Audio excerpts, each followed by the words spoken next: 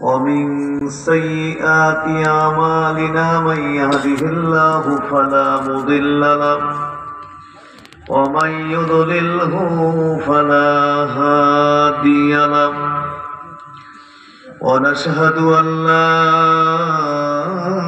إله إلا الله وحده لا شريك له ونشهد أن سيدنا ونبينا وشفيعنا ومولانا محمدا عبده ورسوله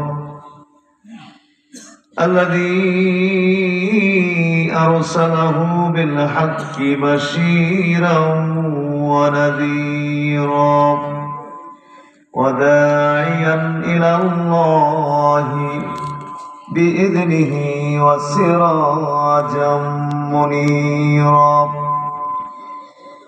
فقد قال الله تعالى في كلامه المجيد أعوذ بالله من الشيطان الرجيم بسم الله الرحمن الرحيم لقد كان لكم في رسول الله أسوة حسنة لمن كان يرجو الله واليوم الآخر وذكر الله كثيرا إن الله وملائكته يصلون على النبي يا أيها الذين آمنوا صلوا عليه وسلموا تسليما صلى الله على محمد صلى الله عليه وسلم صلى الله على محمد صلى الله عليه وسلم محمد هو الحبيب الذي ترجى شفاعته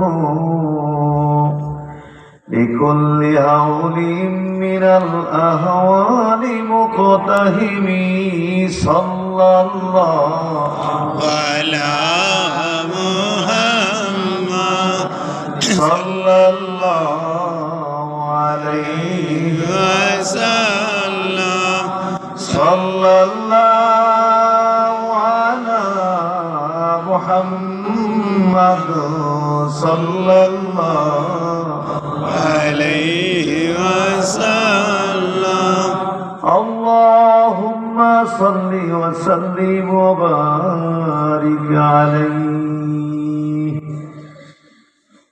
মুসলি উচ্চ বিদ্যালয় মাঠে অনুষ্ঠিত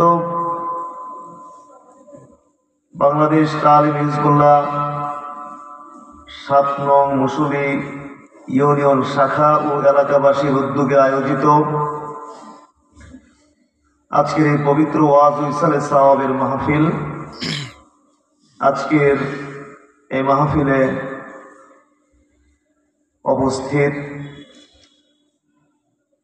মুফতি হযরত আল্লামা ডক্টর মোহাম্মদ কফিল উদ্দিন সরকার সালিহি,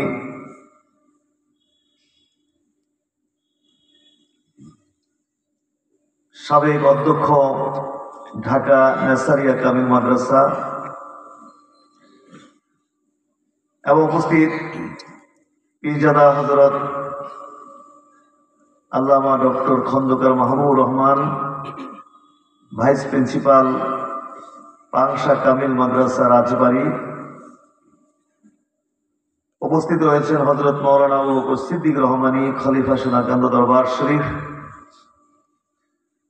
এবং উপস্থিত আলহাজ হযরত মাওলানা মোহাম্মদ সুলাইমান সাহেব, খলিফা দরবার শরীফ সোনাকান্দা, হযরত মাওলানা জয়নুল আবেদিন, হযরত মাওলানা সাইফুল মালিক সাহেব সহ আমন্ত্রিত ওলামায়ে কেরাম এবং আমন্ত্রিত অতিথিবৃন্দ, আমার সামনে উপবিষ্ট মুসল্লি সহ এ নান্দাইল উপজেলাধীন বিভিন্ন জায়গা থেকে আগত সালিকিন এ তরিকত এবং মুআজ্জাজ হাজিরিন, লাখো কোটি শুকরিয়া আদায় করি মহান আল্লাহ সুবহানাহু ওয়া তাআলা, যিনি আমাদেরকে আজকের এই গুরুত্বপূর্ণ এবং বরকতপূর্ণ মাহফিলে আল্লাহ তাআলা সন্তুষ্টি অর্জন করার জন্যে, দ্বীনি ইলম অর্জন করার জন্যে নিজেদের ব্যস্ততা উপেক্ষা করে, বর্জন করে, রাতের ঘুম বর্জন করে আজকের এই মাহফিলে হাজির হওয়ার জন্য তৌফিক দিলেন। সেজন্য আমরা আমাদের মহান আল্লাহর প্রতি শুকরিয়া জ্ঞাপন করব। অন্তর অন্তঃস্থল থেকে সকলে একবার পড়ি আলহামদুলিল্লাহ। আল্লাহ তাআলা আমাদেরকে সুস্থ রেখেছেন এবং সুস্থ রেখে এই মাহফিলের মধ্যে হাজির করেছেন। সুস্থতা আল্লাহ তাআলার পক্ষ থেকে আমাদের প্রতি অনেক বড় অনুগ্রহ, অনেক বড় নিয়ামত। যারা অসুস্থ তারা একটু সুস্থতা কত বড় নিয়ামত সেটা বুঝতে পারে। কোন নিয়ামত যখন আমরা পেয়ে যাই, নিয়ামত পাওয়ার আগে এই নিয়ামতের যতটুকু মূল্য বুঝি, পাওয়ার পরে কিন্তু সেই নিয়ামতের মূল্য আমরা বুঝি না। যারা হসপিটালে আছে, আইসিইউতে আছে, লাইফ সাপোর্টে আছে, তারা বুঝবে যে সামান্য একটু সুস্থতার যে কত দাম। যার দৃষ্টিশক্তি নেই, চোখে দেখে না, সেই ব্যক্তি বুঝবে যে একটি চোখের কত দাম, দৃষ্টিশক্তির যে কত মূল্য। কানে শোনে না, সে বুঝবে যে কানের কত দাম। যাকে আল্লাহ কোনো সন্তানাদি দেননি, সন্তানের জন্য পেরেশান, সে ব্যক্তি বুঝবে যে একটা সন্তান যে কত বড় নিয়ামত। নিয়ামত পাওয়ার আগে এর কোনো মূল্য আমাদের কাছে থাকে না, মূল্য পেয়ে গেলে থাকে না, আর মূল্য পাওয়ার আগে এই নিয়ামতের মূল্য আমাদের কাছে থাকে। আমরা যে সুস্থ, এটা নিয়ামত না? কত মানুষ বাড়িতে হয়তো আসার শক্তি নেই, বয়স হয়ে গেছে, গায়ের শক্তি নেই, কিংবা অসুস্থ, আসার আগ্রহ পরিপূর্ণ আছে কিন্তু আসার মতো তৌফিক নাই, ক্ষমতা, শক্তি নাই। আমরা আসতে পারছি, এটা অনেক বড় নিয়ামত। সেই নিয়ামতের শুকরিয়া আদায় করতে হবে। আল্লাহ বলেছেন যে লা ইন শাকারতুম লা আযীদান্নাকুম, তোমরা আমার নিয়ামতের শুকরিয়া আদায় করলে অবশ্যই আমি সেই নিয়ামত আরো বৃদ্ধি করে দেব। ওয়ালা ইন কাফারতুম ইন্না আযাবি লাশাদীদ, আর তোমরা আমার নিয়ামতের যদি কুফরি করো তাহলে অবশ্যই আমার শাস্তি অত্যন্ত কঠিন, আমার শাস্তি অত্যন্ত কঠিন। এই জন্য সবাই অন্তর থেকে আল্লাহর দরবারে শুকরিয়া আদায় করে বলেন আলহামদুলিল্লাহ। হাজির, রাত্র হয়ে গেছে অনেক। গতকাল তো 12:15 দিকে মনে হয় শেষই করেছি মাহফিল, আর আজকে তো শুরু করতেই 12:15। এখন তো লম্বা চূড়া কোনো ওয়াজ নসিহত করার সম্ভব হবে না, যেহেতু রাত্র হয়ে গেছে। তবে ওয়াজ নসিহতের কোনো প্রয়োজনও মনে করি না, যেহেতু মাশাআল্লাহ বড় বড় আলেম ওলামা আপনারা দাওয়াত করেছেন। ডক্টর আল্লামা কাফিলউদ্দিন সরকার সালিহি সাহেব আপনাদের খেদমতে ওয়াজ করেছেন। ডক্টর খন্দকার মাহবুবুর রহমান সাহেব আপনাদের সামনে ওয়াজ করেছেন। সুতরাং ওয়াজের যে পিপাসা, তৃষ্ণা, ক্ষুধা, এটা আশা করি তারা নিবারণ করে দিয়ে গেছেন। সুবহানাল্লাহ। এখন দোয়া রয়েছে, সেই দোয়া করলেই তো আমরা এখান থেকে সহজভাবে বিদায় হতে পারি। কি বলে, ঠিক না? আমার মনে হয় যে আজকে মনে হয় না যে ওইভাবে কোনো লম্বা চূড়া ওয়াজ করা ঠিক হবে, যেহেতু রাত্র অনেক হয়ে গেছে। তাহলে দরকার নেই, আমরা অল্প সময়ের মধ্যে দোয়াই করে ফেলবো, কোনো আলোচনায় করতে যাব না। তাহলে দোয়ার উপরে কয়েকটা কথা বলে ফেলি। যে আয়াত করছিলাম সেদিকে আর গেলাম না, যেহেতু দোয়া করে ফেলবো, দোয়ার উপরে কয়েকটা কথা বলি। আমরা অল্প সময়ের মধ্যে ইনশাআল্লাহ দোয়া করব। দোয়া এটা অত্যন্ত গুরুত্বপূর্ণ একটি ইবাদত, এবং মুমিনের গুরুত্বপূর্ণ হাতিয়ারের নাম হইল দোয়া। এই দোয়া প্রসঙ্গে আল্লাহ তাআলা কোরআনে বহু জায়গায় আমাদেরকে নির্দেশ দিয়েছেন। বলেছেন যে ওয়াইদা সাআলাকা ইবাদি আন্নী ফাইন্নী করিব উজিবু দাওয়াতাদ দাঈ ইযা দাআন ইলা আখির আয়া। আল্লাহ বলেছেন ওয়াইদা সাআলাকা ইবাদি, যখন আপনাকে প্রশ্ন করে আমার বান্দা আন্নী, আমার ব্যাপারে, ফাইন্নী করিব, আমার বান্দা জেনে রাখো যে আমি তার অতি নিকটে আছি। আমার বান্দা যখন আপনাকে আমার ব্যাপারে জিজ্ঞেস করে, নবী আমার ব্যাপারে যদি জিজ্ঞেস করে, তাহলে আমার বান্দা জেনে রাখো আমি বান্দার অতি নিকটে আছি। সুবহানাল্লাহ। উজিবু দাওয়াতাদ দাঈ ইযা দাআন,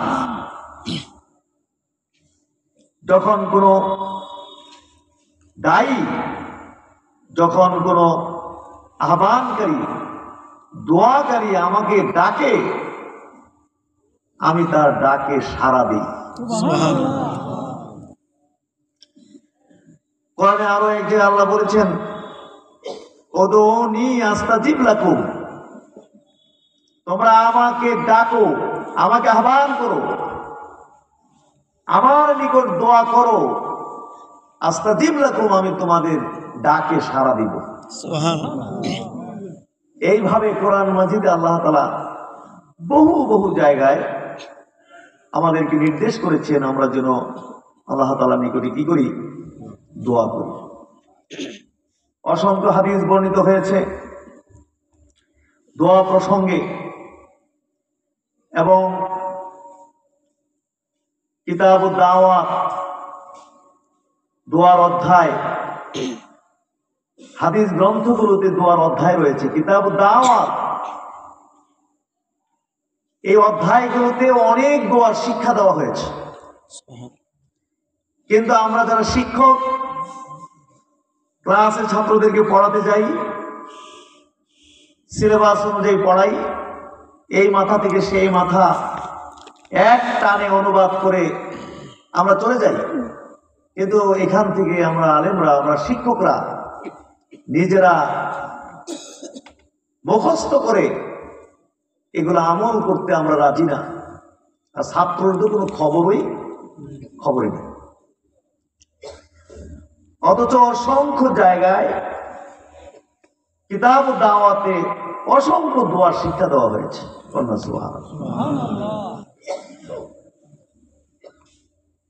যেমন একটি দোয়ার কথা আমি বলি, যেমন আল্লাহ রাসূল দোয়া করতেন, আল্লাহুম্মা ইন্নী আউযু বিকা মিনাল হাম্মি, আল্লাহ তোমার কাছে আমি হতাশা থেকে আশ্রয় চাই। হতাশা আছে না আমাদের? প্রতিটি মানুষ হতাশ বর্তমান যুগে। কিন্তু কোনদিন আমরা আল্লাহর কাছে এই শব্দ দিয়ে দোয়া করি নাই। ওয়াল হাজানে, দুশ্চিন্তা থেকে তোমার কাছে আমি আশ্রয় চাই। আমরা প্রত্যেকটি মানুষই দুশ্চিন্তাগ্রস্ত। আমার মনে হয় এক বস্তা দুশ্চিন্তা নিয়ে আমরা ঘুরি 24 ঘন্টা, কিন্তু কোনদিন আমরা দুশ্চিন্তা থেকে আল্লাহর কাছে আশ্রয় চাইনি। তারপরে ওরা আসছে অক্ষমতা থেকে, অপারগতা থেকে তোমার কাছে আমরা আশ্রয় চাই। যেই কাজে হাত দেই সেটার মধ্যেই আমাদের অপারগতা, অক্ষমতা, সফলতা নেই। অনেকে বলেছে হুজুর যেই কাজে হাত দেই সেটার মধ্যে আমার অক্ষমতা, কিন্তু জীবনে কোনোদিন আল্লাহর কাছে এই অক্ষমতা থেকে, অপারগতা থেকে আল্লাহর কাছে আমরা কখনো কি চাইনি? আশ্রয় চাইনি। অলযুগ্নে ভীরুতা থেকে আশ্রয় চাই। ভীরুতা রোগ, অনেক মানুষ আছে ভয় ভীতির রোগ, শুধু শুধু ভয় পায়, কোনো কারণ নেই ভয় পায়। আমার কাছেও যায় মাঝে মাঝে বিশাল ফিগার, একদম বাঘের মতো আপনার বিশাল ব্যক্তি, যে বলে যে হুজুর আপনার কাছে এসেছি আমি একটা গোপন সমস্যা এটা জানাবার জন্য একটু দোয়া চাইতে। হুজুর আমার তো ভয় রোগ, আমি ডরাই, আমি খাইছে। আমার বলেন কি, আপনি যদি দেখতে বাঘের মতো দেখা যায়, আপনি ডরান। হুজুর আমার দেখতে না বাঘের মতো, ভিতরে তো হুজুর আমি বিলাই। আমি তো দুনিয়ার কেউ যাতে না জানে, জানলে বাড়ি গন্ডি গুলো তো হবে না, বাঙালি নরম একটা ধরে, কি বলে ঠিক কিনা? ভিতরে বিলাই হন, কিন্তু দেখাইতে হইব কি আপনি বাঘ। বাঘ, এমনি চলন লাগবে। সুবহানাল্লাহ। কিন্তু জীবনে কোনোদিন এই ভীরুতা রোগ থেকে আল্লাহর কাছে আমরা কি চাইনি? আশ্রয় চাই না। তারপরে এবং আমারও ভীরুতা রোগ আছে, আমিও এই রোগে ভুগছি। যেমন বিমানে উঠতারি না, ডরাই। কিছু উঠতারি না, হজে গেলেও কোন সময় বিমান নামবো এই টেনশন থাকে। নামার পরে শরীরটা কি হয়, এটা হালকা হয়। নাইলে কত দেশে যাওয়া হইতো দিনের দাওয়াতের জন্য, কিন্তু এই ভয়ভীতি। তো কোনদিন আমরা কিন্তু আশ্রয় চাইনি আল্লাহর কাছে, যে আল্লাহ তোমার কাছে আমি এই ভীরুতা থেকে কি চাই? আশ্রয় চাই। সুবহানাল্লাহ। অল কাসালে, অলসতা থেকে তোমার কাছে আশ্রয় চাই। আমরা সব অলস, এক গ্লাস পানি ঢেলে খাইতে রাজি না। বিশেষ করে বউরে দেখলে তো ডাবল অলস হয়ে যায়, পানি দাও। অথচ টেবিলে জগ আছে, পানি আছে, গ্লাস আছে, আপনি কিন্তু ঢেলে খেতে পারেন, কিন্তু খাবেন না। বউ দেখছেন এখন ডাবল অলস হয়ে গেছেন, বউরে বললেন যে পানি দাও। মশারি টাঙ্গাইতে আপনার ওয়াইফকে ডাকেন যে মশারি টাঙ্গাও, কেন? অলস। কিন্তু কোনদিন আল্লাহর কাছে অলসতা থেকে আমরা আশ্রয় চাইনি। অলসতা থাকবেই। এমন কোন রোগ নেই যেই রোগের মেডিসিন কোরআন হাদিসের মধ্যে নেই। সুবহানাল্লাহ। কিন্তু ওইখান থেকে মেডিসিন নিতে আমরা রাজি না। এমনি একেবারে হতাশা, হাহাকার, এই করব সেই করব, হাজার রকম পদক্ষেপ গ্রহণ করব, কিন্তু এখান থেকে আমরা মেডিসিন, ঔষধপত্র নিতে আমরা রাজি না। যাকে হাজরিন, আল্লাহ তাআলা আমাদেরকে দোয়ার নির্দেশ দিয়েছেন। হাদিস শরীফে আল্লাহ রাসূল দোয়ার নির্দেশ দিয়েছেন। দোয়া হচ্ছে মুমিনের জন্য, মুমিনের সফলতার জন্য গুরুত্বপূর্ণ একটি হাতিয়ার। কন্যা সুবহানাল্লাহ। সেই জন্য আমরা আল্লাহর নিকটে কি করতে হবে? দোয়া করতে হবে। জোরে কোন কি করতে হবে? কিন্তু আজকে দুঃখজনক, দোয়ার মতো সাব্যস্ত ইবাদত, কোরআন হাদিসে প্রতিষ্ঠিত ইবাদত হচ্ছে দোয়া, কিন্তু এই দোয়া নিয়েও তো অনেক মানুষ টিটকারি করে। এরকম আছে না নাই? আছে। দোয়া নিয়ে আর কি করে? বলে পিসাবরা দোয়া করেই সব সেরে দেব, তারা আর কোনো মাঠে ময়দানে নামতে হয় না, তাদেরকে হরতাল করতে হয় না, তাদেরকে মানুষ মারতে দেখা যায় না, তাদেরকে গাড়ি ঘোড়া ভাঙতে পড়তে দেখা যায় না, তারা অবরোধের মধ্যে নাই, তারা দলাদলির মধ্যে নাই, তারা খানকার মধ্যে বৈশা দরবারে বৈশা দোয়া দিয়ে সব সেরে ফেলাইব। এরকম টিটকারি করে কি করে না? খবরদার, দোহার মতো সাব্যস্ত প্রতিষ্ঠিত কোরআন সুন্নাহয় প্রতিষ্ঠিত ইবাদত নিয়ে ইয়ার কি করলে ঈমান চলে যাওয়ার ঝুঁকি আছে নাকি নাই? ঈমান চলে। দোয়া হচ্ছে মুমিনের সফলতার সবচেয়ে বড় হাতিয়ার। সুবহানাল্লাহ।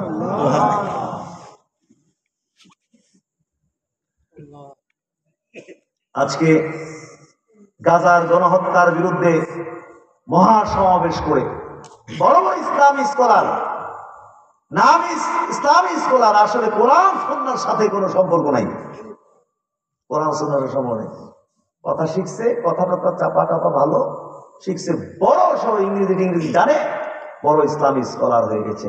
আসলে বক্তব্য থেকে এরকম বোঝা যায় না যে কোনো মানে আপনার কোরআন সুন্নাহর সম্পর্ক আছে, কিংবা কোরআন সুন্নাহর সম্পর্ক থাকলেও কিন্তু উসুল টুসুল বুঝে না।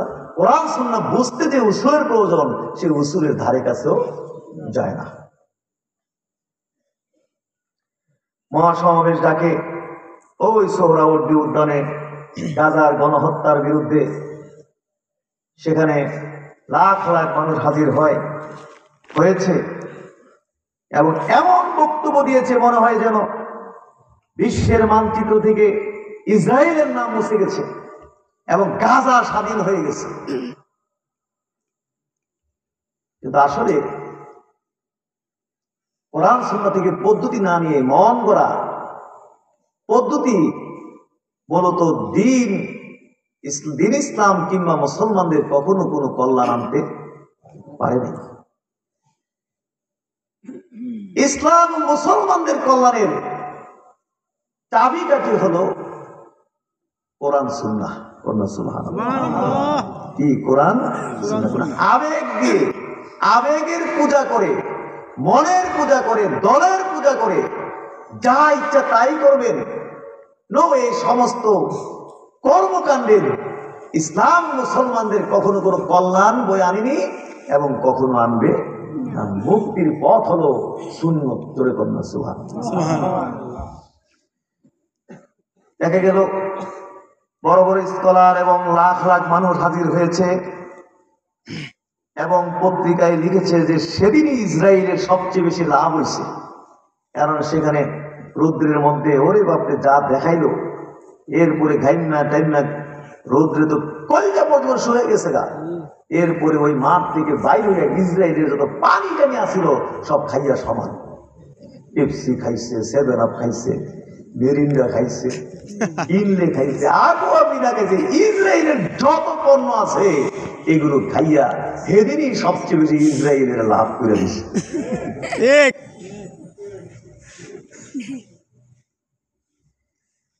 যে কোনো মুমিনের দায়িত্ব যে কোনো অন্যায়ের প্রতিবাদ করা, যে কোনো মুমিনের উপরে দায়িত্ব যে কোনো অন্যায়ের কি করা? প্রতিবাদ করা। কিন্তু ইসলাম শুধু প্রতিবাদ করো, নামাজ করো, রোজা করো, শুধু এই নির্দেশ দিয়ে ছেড়ে দেয় না, বরং এই আমলটা কেমনে করতে হবে তার পদ্ধতি পর্যন্ত ইসলাম শিক্ষা দিয়ে দেয়। সুবহানাল্লাহ। নামাজের ক্ষেত্রে পদ্ধতি খুঁজি, রোজার ক্ষেত্রে পদ্ধতি খুঁজি, হজ পালনের ক্ষেত্রে পদ্ধতি খুঁজি, বিভিন্ন ইবাদত পালনের ক্ষেত্রে পদ্ধতি খুঁজি, কিন্তু আল্লাহ তাআলা যে প্রতিবাদ করতে বলেছেন, রাজনীতি করতে বলেছেন, তারপরে জিহাদ করতে বলেছেন, এই সব জায়গাগুলোতে আবার আমরা কোরআন সুন্নাহ থেকে আল্লাহ রাসূলের কাছ থেকে আবার পদ্ধতি নেওয়ার কোনো প্রয়োজন মনে করি না। নামাজের ক্ষেত্রে আল্লাহ রাসূল থেকে পদ্ধতি নেওয়ার প্রয়োজন মনে করি, হজ যাকাতের ক্ষেত্রে পদ্ধতি নেওয়ার প্রয়োজন মনে করি, কিন্তু প্রতিবাদের ক্ষেত্রে বা ইত্যাদি ইত্যাদি বহু ইবাদতের ক্ষেত্রে সেখান থেকে আমরা পদ্ধতি গ্রহণ করার কোনো প্রয়োজন মনে করি। এই জন্য ঘুরে ফিরে ইসলামের কোনো এসব কিছুতে ইসলামের কোনো কি হয় না, লাভ হয় না। এগুলো দিয়ে তো কি হবে, ওরা এগুলো কোনো কানে লয়, এসব কানে টানে নেয় না, বরং মানুষ দেখলে তারা আরো খুশি হয় যে মাশাআল্লাহ কি সুন্দর লাগতেছে, লাখ লাখ টুপিওয়ালা জমছে, সুন্দরী তো লাগতেছে। কিন্তু এগুলো তারা চাইনার কোনো কি হয় না, লাভ হয় না। কিন্তু যারা প্রতিবাদ করার দরকার তারার কোনো কি নেই, খবর নেই।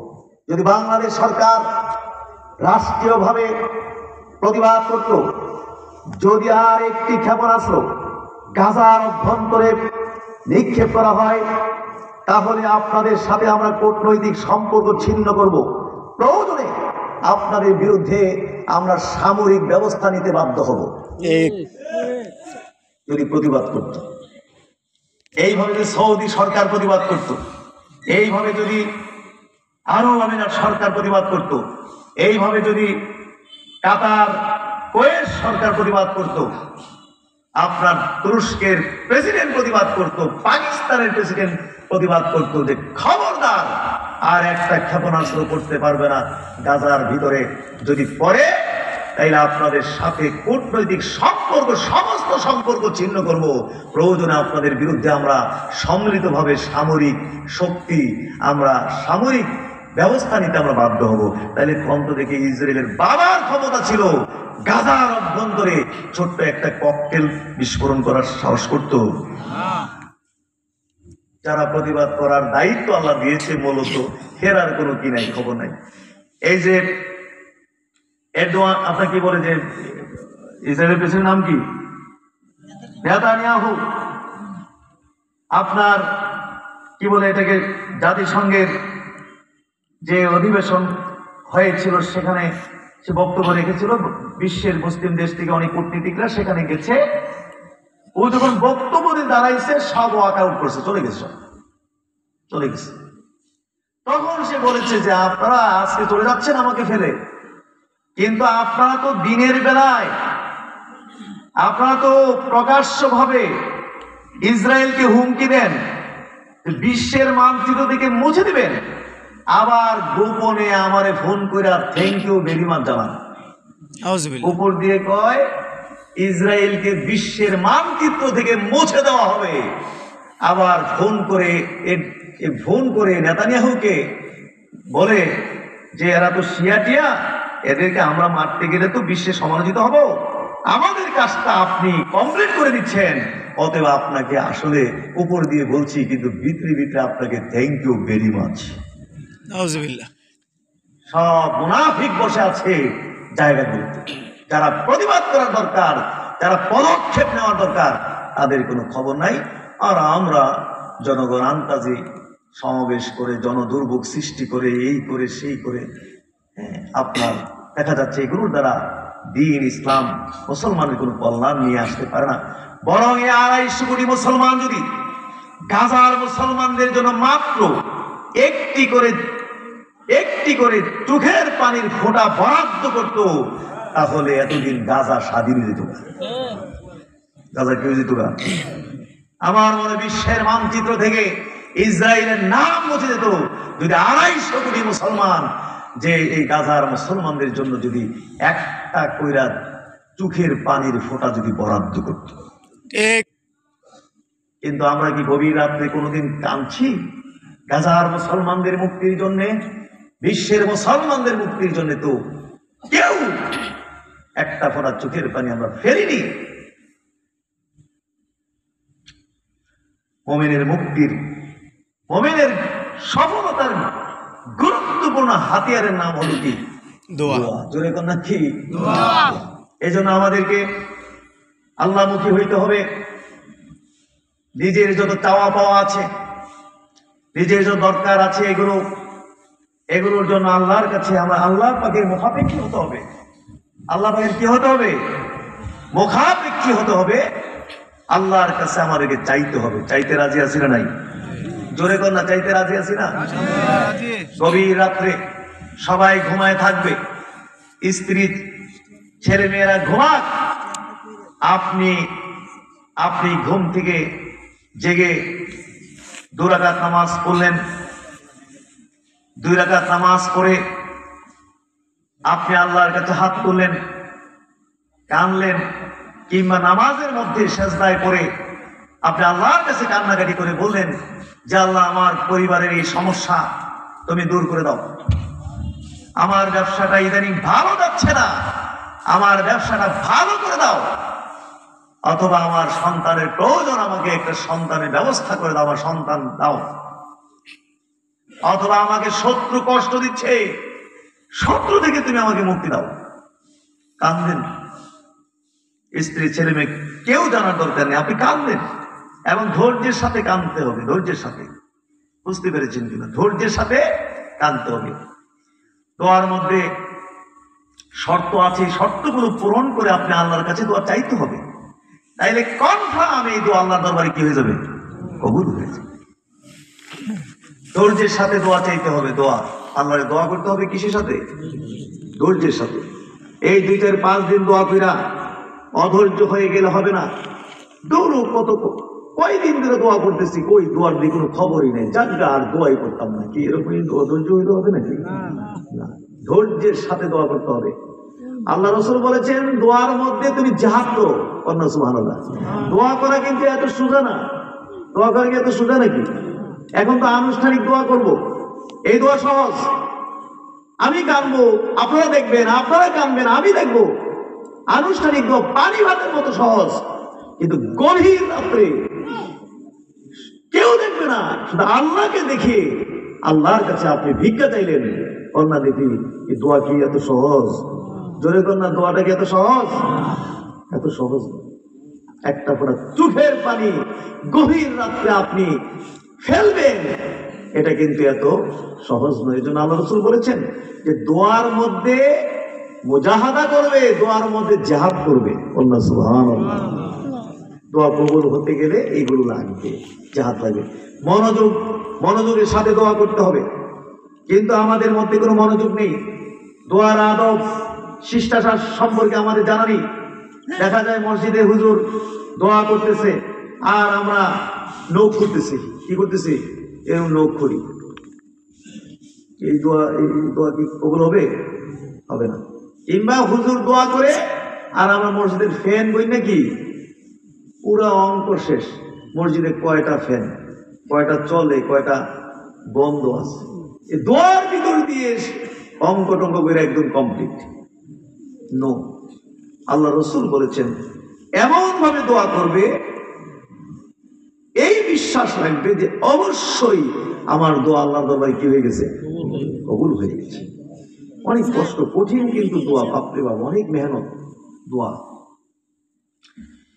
আপনি এইভাবে দোয়া করেন, আরো যে শর্তগুলো আছে এগুলো পূরণ করে যদি দোয়া করেন। সমস্ত ইবাদতের মধ্যে শর্ত আছে, এই শর্ত ছাড়া ইবাদত কি হয় না? নামাজের শর্ত আছে না? 1000 রাকাত নামাজ পড়লেন কিন্তু ওযু করলেন না, অন্ত দেখি নামাজ হইবে তো? 1000 রাকাত হবে না, কিন্তু 2-3 রাকাত তো অন্তত হইব, সবই বাড়তে হোক একবারে। কেন? শর্ত পূরণ করা হয়নি। ওযু ছাড়া নামাজ 1 কোটি রাকাত পড়লেও কি হবে না? কবুল হবে না। ইত্যাদিতে আরো শর্ত আছে কিনা? হ্যাঁ, হজের শর্ত আছে না? 9 জিলহজ কোথায় থাকতে হবে? আরাফার মাঠে থাকতে হবে। আপনি যদি বলেন যে না, আরাফার মাঠে কি থাকবো, আমি একবারে আমেরিকার যে রাজধানী ওয়াশিংটন গিয়ে কয়েকদিন থেকে আসবো, কি বলেন? হয়ে যাবে তো হজটা না? 9 জিলহজ আরাফায় থাকতে হবে। আপনি আগে পরে থাকলেও কাজ হবে না। রোজার শর্ত, রমজান মাস হইতে হবে। বললেন যে না, রমজান মাসে ব্যস্ত থাকবো, এর আগে প্রয়োজনে 1 মাসের মধ্যে 2 মাস থেকে আলাদা রোজা, অন্যদিকে হইবে নাকি? শর্ত ছাড়া কোন ইবাদত আল্লাহর দরবারে কি হয় না? কবুল হয় না। দোয়ারও শর্ত রয়েছে কবুল হওয়ার ক্ষেত্রে। এই শর্ত পূরণ ছাড়া দোয়া করলে এই দোয়া আল্লাহর নিকটে কি হয় না? কবুল হয় না। শর্ত পূরণ করে দোয়া করে কনফার্ম একটি দোয়া মিস হবে না, প্রত্যেকটি দোয়া আল্লাহর দরবারে কবুল হয়ে যাবে। এইভাবে আপনি দোয়া করতে থাকেন। আমার পরিবারের ছেলে মেয়েগুলো সব নষ্ট হয়ে গেছে, এরা পথভ্রষ্ট হয়ে গেছে, এরা মদখোর গাঞ্জাখোর হয়ে গেছে, আমাদের জন্য ফিতনার কারণ হয়ে দাঁড়িয়েছে। হ্যাঁ, আমার স্ত্রী কথা শুনছে না, আমার মেয়ে কথা শুনছে না, কিংবা আমার স্বামী নষ্ট হয়ে গেছে, পথ নষ্ট হয়ে গেছে, আপনার নেশাখোর হয়ে গেছে, নষ্ট হয়ে গেছে, আপনি এটার উপরে কাঁদতে থাকেন না 2 মাস 4 মাস 6 মাস 1 বছর। আপনার ডিউটি হলো খালি দোয়া করা। দেখবেন হঠাৎ করে একদিন দেখবেন যে আস্তে আস্তে সবগুলো মানুষ যে ভালো হয়ে যাচ্ছে। সুবহানাল্লাহ। ছেলে মেয়েগুলো কেমন জানি হঠাৎ করে পরিবর্তন হয়ে এটা ভদ্র হয়ে যাচ্ছে। ব্যাপারটা কি? ব্যাপারটা হলো ওই যে দোয়া করতেছে কন্যা। সুবহানাল্লাহ। আপনার স্ত্রী আপনার অবাধ্য হয়ে গেছে, দেখতেছেন আস্তে আস্তে আর মেজাজ টেজাজ সব কন্ট্রোলে এসে আস্তে করে সে ঠান্ডা হয়ে গেছে কন্যা। সুবহানাল্লাহ। এরপরে দেখা যাচ্ছে বেহেশতের বাগানের মতো যেন পরিবার হয়ে গেছে কন্যা। সুবহানাল্লাহ। আপনাকে শত্রু কষ্ট দিচ্ছে, আল্লাহর কাছে কাঁদতে থাকেন ধৈর্যের সাথে শর্ত পূরণ করে, যে আল্লাহ আমাকে আমার শত্রু কষ্ট দিচ্ছে, তুমি আমাকে শত্রু থেকে মুক্তি দাও। 6 মাস 1 বছর কিংবা একদিনও হতে পারে, অথবা 2 মাস লাগতে পারে, 6 মাস লাগতে পারে, অথবা যতদিন লাগতে পারে লাগবে, তাতে অসুবিধা নেই। আপনার কাজ হলো দোয়া করে। দেখবেন শত্রু এসে হঠাৎ একদিন আপনার সামনে এসে হাত বাড়িয়ে বলবে যে সরি, যদি কন্যা আমাকে মাফ করো। অথবা এমন হতে পারে দোয়ার কারণে এলাকা থেকে উদা হয়ে গেছে না শত্রু, বুঝতে পারে কিনা এটা বেশ টেস্ট লাগবে। আর এলাকার মধ্যে দিন কি নাই, কিংবা দোয়ার ঠেলায় ময়রাও দিতে দেখা শত্রু কম যায়। দোয়ার ঠেলায় কি হইতে পারে? ময়রাও দিতে দেখা। কিন্তু জায়গা মতো তো আমরা জায়গা মতো কাজ করি না, এইভাবে সেইভাবে হাজার কোটি চিন্তা করি, কিন্তু সফলতার যে চাবিকাঠি, সফলতার যে রোড ম্যাপ, সেদিকে কিন্তু আমরা চিন্তা করি না। এই জন্য আমরা সফল হই না। আমরা কি হই না? সফল হই না। যাই হোক হাজরিন, এই জন্য আমাদেরকে আল্লাহমুখী হতে হবে। আল্লাহর কাছে আমাদের সমস্ত চাওয়া পাওয়া গুলো আল্লাহর কাছে আমাদেরকে দরখাস্ত করতে হবে। 1 নম্বরে নিজে চাইতে হইব। জোরে কোন 1 নম্বরে কি? নিজে চাইতে হইব। আল্লাহর কাছে চাইতে হবে নিজে। নিজের সমস্যা কি? আপনারটা বা আমারটা, আমার সমস্যাটা আমি যদ্দূর গুরুত্ব দিয়ে চাইবো, আমার চাওয়াটা কি আরেকজন এই গুরুত্ব দিয়ে চাইবে? চাইবে না। হে ভাষা কইবে, হ্যাঁ, এটা আমি তো চাইবো একদম গভীরে গিয়ে, সাগরের একদম তলদেশে গিয়ে ডুব দিয়ে আমি চাইবো আমার এটা দিতেই হবে, অসম্ভব আমার এটা লাগবে, আমাকে এটা দাও, দিতে হবে। এইভাবে আমি যেভাবে আমারটা গুরুত্ব দিয়ে চাইবো, আমারটাকে আরেকজন এমনি চাইবো নি। এই জন্য দোয়া কবুল হতে হলে নিজেরটা নিজে 1 নম্বরে চাইতে হবে, এবং গভীরভাবে মনোযোগের সাথে বুঝাতে হবে যে না আমি এটা চাই। তাইলে আল্লাহ তাআলা এটা আপনাকে ফেরত দিবেন না। তারপরে অন্যের কাছেও চাইতে হবে। অন্যের কাছেও কি চাইতে হবে? পীর মাশায়েখ আলেম ওলামা যে কোনো মুমিনের কাছেও দোয়া চাইতে হবে। আল্লাহ রাসূলের কাছে সাহাবারা দোয়া চান নাই? জোরে কোন আল্লাহ রাসূলের সাহাবারা দোয়া চাইছে কিনা? হ্যাঁ, বুখারীর হাদিসে আপনারা জানেন, হাদিস মশহুর, সবাই জানে। জুমার দিন খুতবা দিতে আল্লাহ রাসূল দাঁড়ালেন, মিম্বারে দাঁড়ালেন। এমন সময়, বুঝতে পেরেছেন কিনা, এমন সময় সাহাবারা চিৎকার দিয়ে উঠেছেন, বলেছেন আল্লাহ রসুল বাড়িঘর সব আপনার বলেছেন যে কি গাছপালার তরুলতা সব লাল হয়ে যাচ্ছে, পুরে লাল হয়ে যাচ্ছে খরার কারণে। বৃষ্টি নেই, খরা, প্রচন্ড গরম পড়েছে, এই লতা পাতা সব পুড়ে যেতেছে, গৃহপালিত পশু পড়ে যাচ্ছে। আল্লাহ রসুল আপনি আল্লাহ নিকটে একটু দোয়া করুন যেন তিনি বৃষ্টি নাজিল করেন। দোয়া করছেন যে আল্লাহ বৃষ্টি দাও, সাথে সাথে বৃষ্টি নাজিল হয়ে গেছে। আরো জোরে সুবহানাল্লাহ। বৃষ্টি নাজিল চলে গেছেন। বৃষ্টি শুরু হলো, 1 সপ্তাহ অনবরত বৃষ্টি, মুষলধারে বৃষ্টি, বর্ষণ হতে হতে হতে হতে বন্যা সৃষ্টি হয়ে গেল। আপনার পরের জুমায় আল্লাহ রসুল ওই মিম্বারে এসে দাঁড়ালেন, খুতবা দেবেন। সাহাবারা চিৎকার দিয়ে উঠলেন, বললেন আল্লাহ রসুল ইন হাদামাতিল বুয়ুত ওয়া ইন কাতাতিস সুবুল, কি বাড়িঘর সব ধ্বংস, বৃষ্টির প্রবল বর্ষণের কারণে ঘর বাড়ি সব ধ্বংস হয়ে গেছে।